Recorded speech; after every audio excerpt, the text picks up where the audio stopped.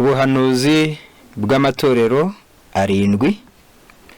Ibyahishuwe igice cyaho cya mbere umurongo wa 11 n'umurongo wa 19. Ubwiru bw'ubuhanuzi bw'amatorero arindwi. Ibyahishuwe igice cyaho cya mbere umurongo wa 11 kugeza ku murongo wa 19. Ijambo ry'Imana riratubwira ngo icyo ubona ucyandike mu gitabo, ucyoherereze amatorero arindwi ari muri Efeso, ni Simuruna, ni Perugamo, ni Tuatira, ni Sarudi, ni Filadelfiya, ni Laodikiya. Umurongo wa 19 haranditse ngo nuko wandika ibyo ubonye n'ibiriho n'ibiri bikurikireho, hanyuma n'ubwiru bw'inyenyeri indwi izumbonanye mu kuboko kwanjye kw'iburyo n'iby'ibitereko by'amatabaza birindwi by'izahabu. Dore izo nyenyeri indwi nizo bamarayika bayo matorero arindwi, naho ibitereko by'amatabaza birindwi nibyo matorero arindwi. Izina amatorero arindwi yakoreshejwe mu mvugo yo mu gitabo cy'ibyahishuwe ni imvugo ngereranyo ishushanya itorero rya Kristo rimwe ariko rigomba kunyura mu bihe birindwi bya gikristo. Igitabo cyitwa Conqueror Pacifique cyangwa se Act of Apostles cyangwa ibyakozwe n'intumwa cy'umwuka w'ubuhanuzi, icyigisho cya 57 niko kitubwira. Noneho ni itorero rimwe rya Kristo ariko rigomba kunyura mu bihe birindwi bitandukanye. Naho ayo mazina y'ayo matorero yakoreshejwe ni ibishushanyo ngereranyo bishushanya uburyo imihindagurikire izajya ibaho ku itorero ndetse n'intambara itorero rizahangana nazo muri ibyo bihe birindwi. Itorero rya Efeso cyangwa se igihe cya mbere cy'itorero cyiswe Efeso guhera mu mwaka Yesu yatangijemo itorero rye 27 akarisiga mu isi mu mwaka wa 31 agiye mu ijuru kugeza mu mwaka w'ijana. Itorero ry'icyo gihe, itorero ry'intumwa ryiswe itorero ry'igikundiro, maze rigereranwa n'umujyi wa Efeso witwaga umujyi w'igikundiro.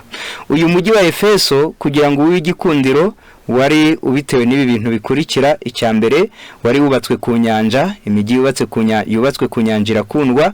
Icya kabiri hari icyambu gikomeye ku buryo byatumaga abanyamahanga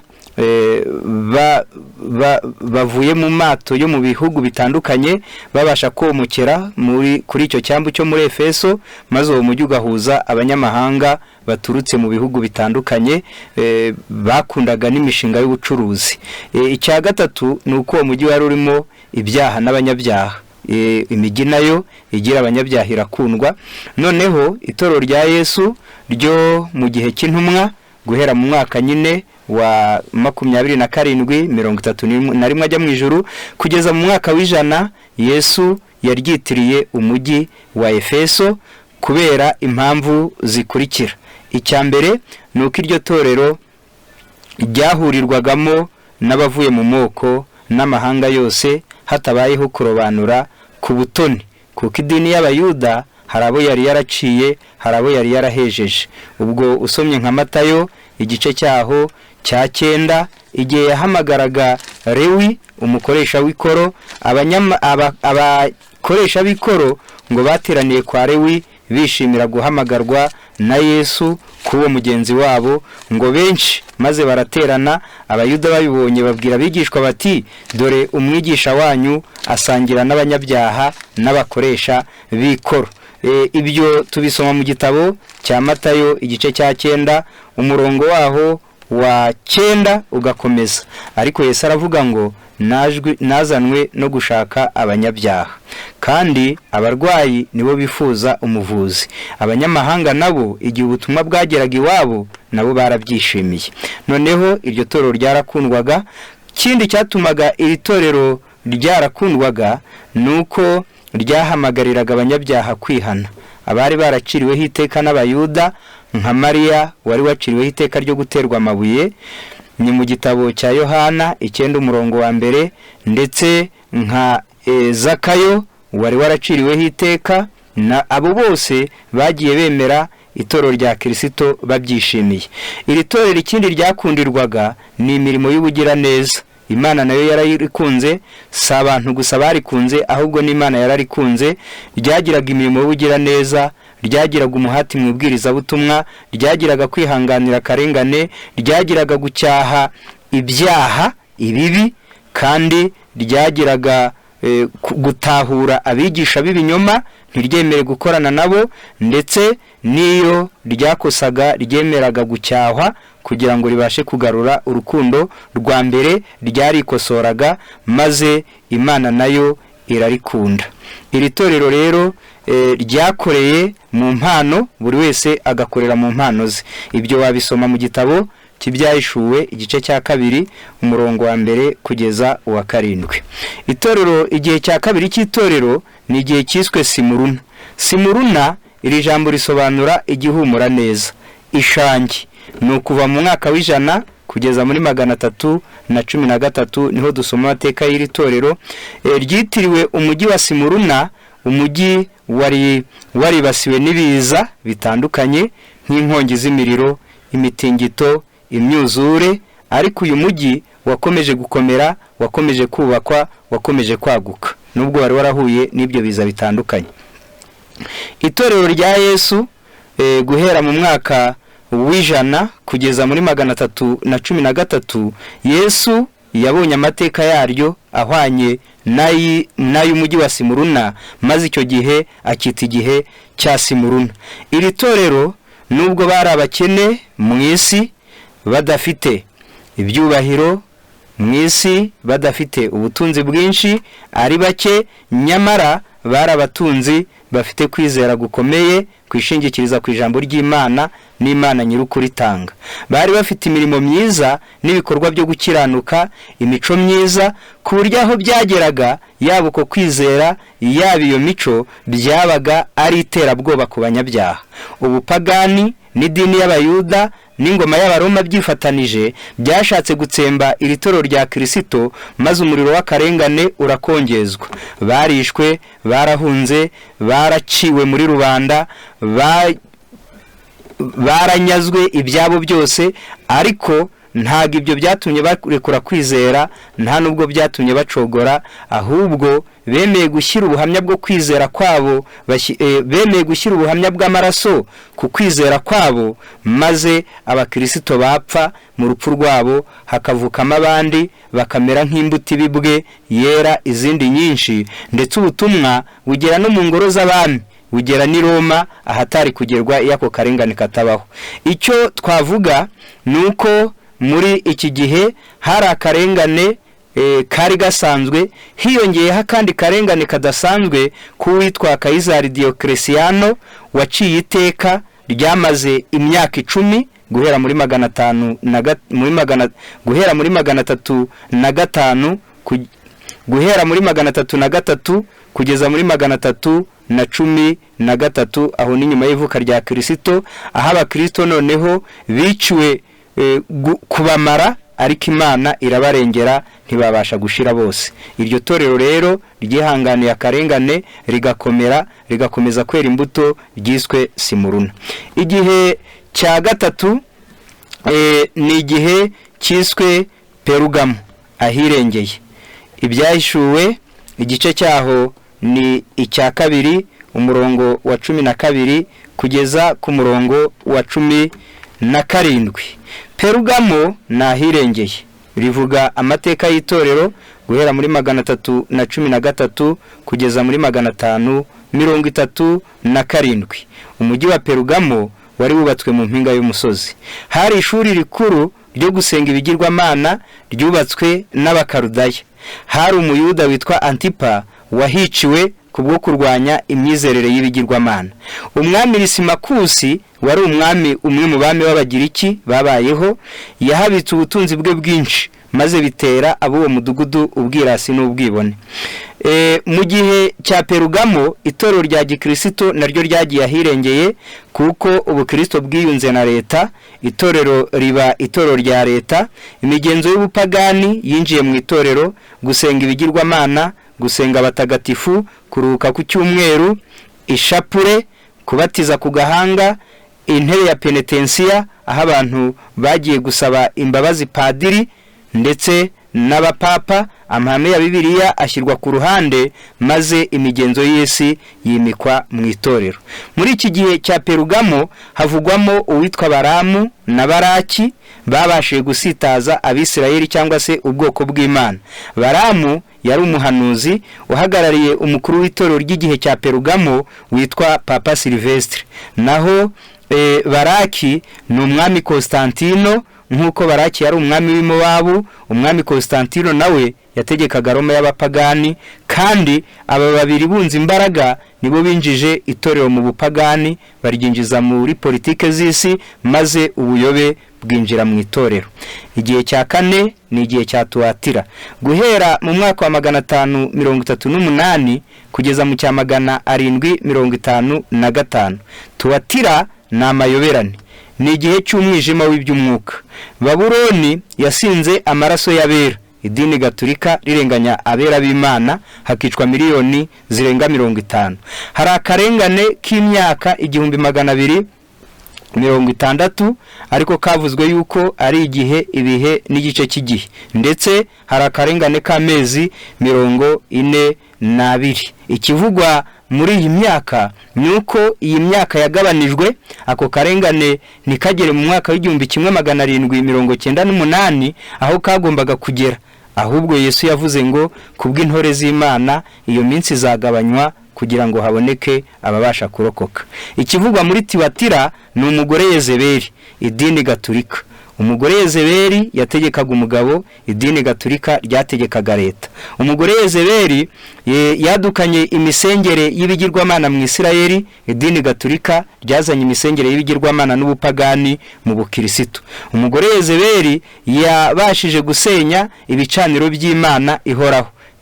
N'idini Gatolika naryo ryabashije gukuraho amategeko y'Imana, itegeko rya 2 ribuzanya gusenga ibishushanyo, n'itegeko rya 4 ritegeka kumvira kuruhuka umunsi w'isabato, maze idini Gatolika rishyiraho icyumweru. Umugore Yezebeli yishe abahanuzi b'Imana, uko niko n'idini Gatolika ryishe abakristo barenga miliyoni 50 bazira kwizera kwabo.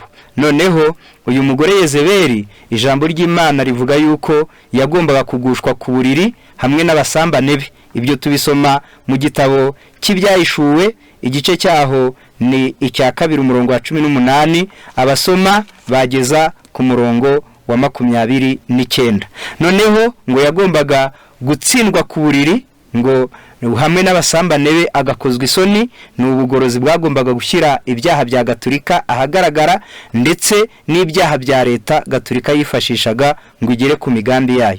Abana be nabo bagombaga kwicishwa inkota. Ni amadini ya Giprotestanti nayo yayobye agakurikiza imigenzo y'idini Gatolika. Noneho igihe cya gatanu ni igihe cya Sarudi.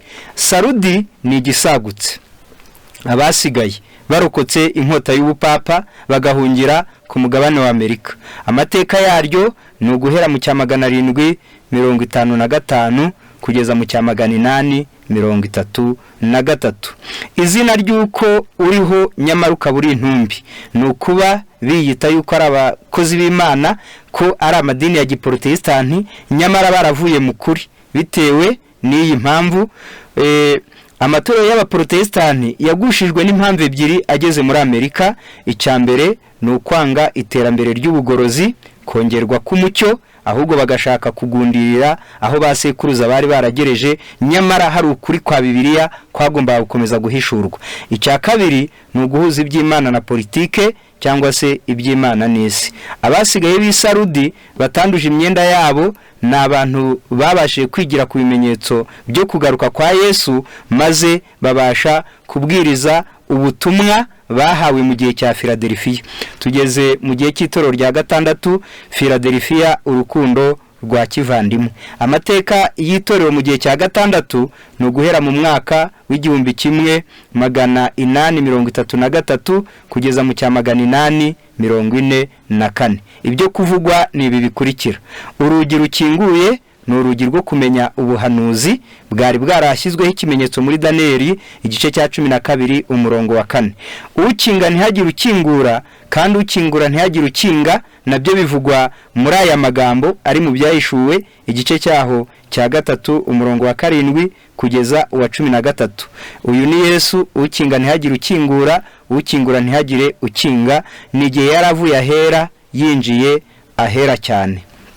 Ikindi iri torero ryabwiwe nuko ryari rifite ubukene, bari bake mu mubare, ntago bari bafite imyanya y'ibyubahiro mu isi, ntago bari bafite amazina y'ibyubahiro mu isi, ntibari bafite ubutunzi bwinshi, ngo nyamara bakomeje ijambo ry'Uwiteka. Umucyo bahawe mu gihe cyawo bawubwirije bashyizeho umwete kandi bawugenderamo.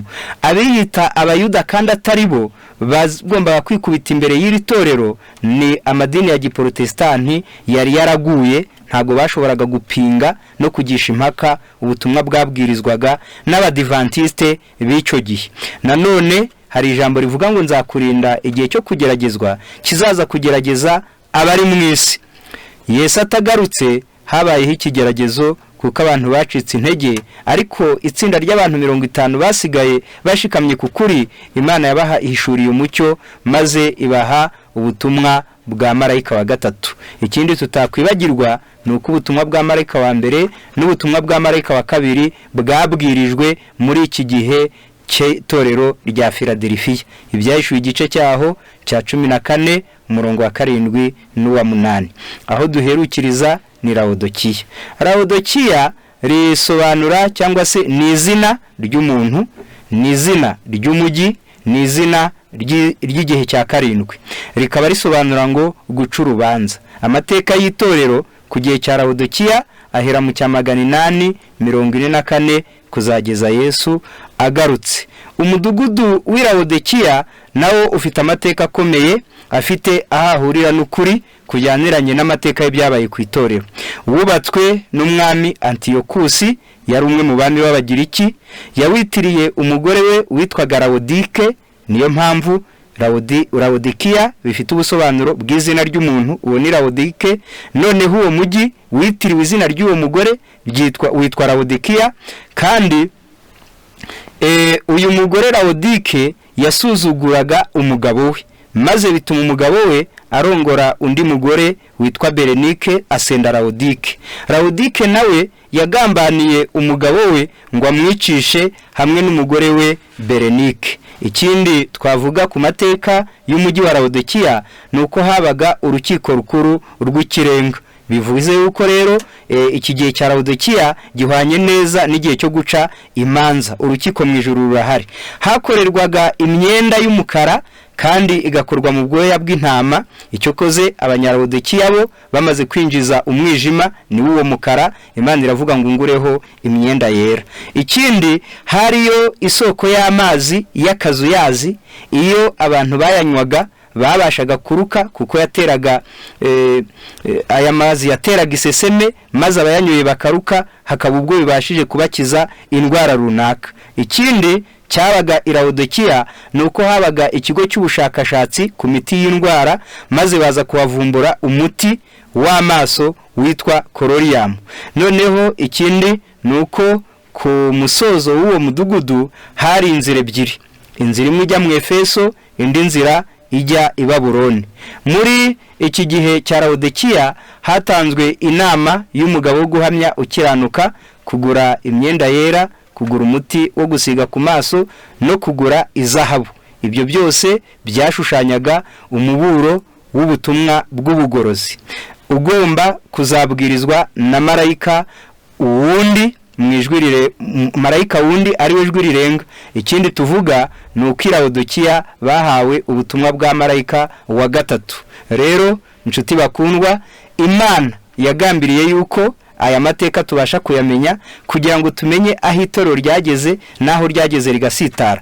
I Laodikiya nkuko bivuzwe yuko hari akazuyazi, abari ab'Imana mu gihe cya Laodikiya n'abadivantiste umunsi wa 7 bavanze iby'Imana n'iby'isi, bavanga itorero na leta, bavanga ubukristo no kwishushanya n'isi, maze bituma biba akazuyazi. Ijambo ry'Imana nkuko basuzuguye na wa mugore nawe yasuzuguraga, niko ijambo ry'Imana rivuga yuko Imana izabashyira ku ruhande igatoranya abandi. Ibihamya by'itorero umuzingo wa 2 mu Gifaransa 192 haranditse ngo mu by'ukuri nimukomeza kuba abanenganenzi, ab'isi n'abikunda, Imana izabashyira ku ruhande maze itoranya abandi. Umurimo uzahabwa abandi bazicisha bugufi, bakiyoroshya kandi bagashyira amahame y'umurimo mu mibereho yabo ya buri munsi. Noneho nk'uko nanone ku iherezo ry'umudugudu wa Laodikiya hari inzira ebyiri, imwe ijya i Babuloni, niko abadivantiste bazerekera i Babuloni,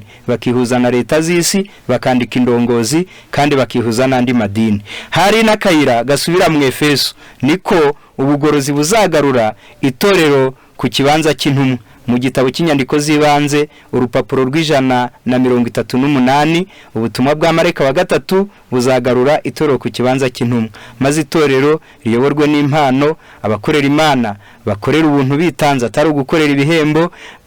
Itorero ribashe kuyoborwa n'ijambo ry'Imana Bibiliya mu mwanya w'indongozi, kandi itorero ribashe kuba ririho ryihariye ridahuye na politike na leta z'isi ngo byihuze, kandi itorero rizabaho riyobowe n'impano atari ukuyoborwa n'inzego. Ngaho reka Imana idufashe kugira ngo aho Yesu yasize itorero rye, kuko ariho azanarisanga, natwe adufashe mu mahame y'ubutumwa bwiza, mu mucyo wo mu bihe birindwi, tubashe gusubira kuri gahunda yahozeho mu gihe cy'intumwa.